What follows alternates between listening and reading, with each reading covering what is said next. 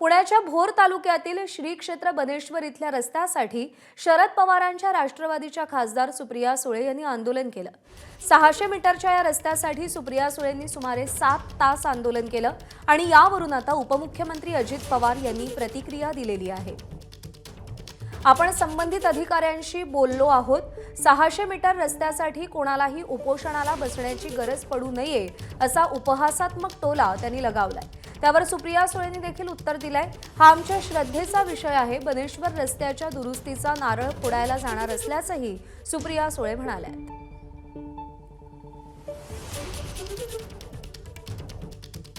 सीओशी बोललोय, म्हसे म्हणून PMRDचे प्रमुख आहेत त्यांच्याशी बोललोय, डुडी कलेक्टरशी बोललोय।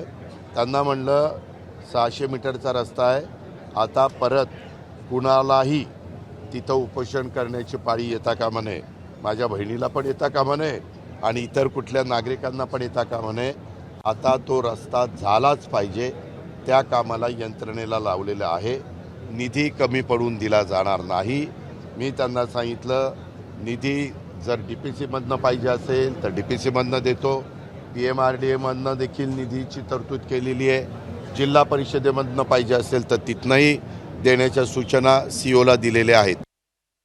मी महाराष्ट्र सरकारचे आणि प्रशासनाचे आभार मानते, कारण हा विषय काही राजकीय नाही, माझ्यासाठी ते नाहीच, आमचा श्रद्धेचा विषय आहे। त्याच्यामुळे सरकार त्याच्याबद्दल आता सकारात्मक भूमिका घेते, त्याचं मी मनापासून स्वागत करते। आता बनेश्वरचा रस्ता हा 2 तारखेला आम्ही नारळ फोडायला जाणार आहे, त्याच्यामुळे तो विषय फार न वाढवता आता तो रस्ता कसा होईल आणि तुमच्या सगळ्यांचं मी तिथे स्वागत करीन। तुम्ही सगळे दर्शनाला या।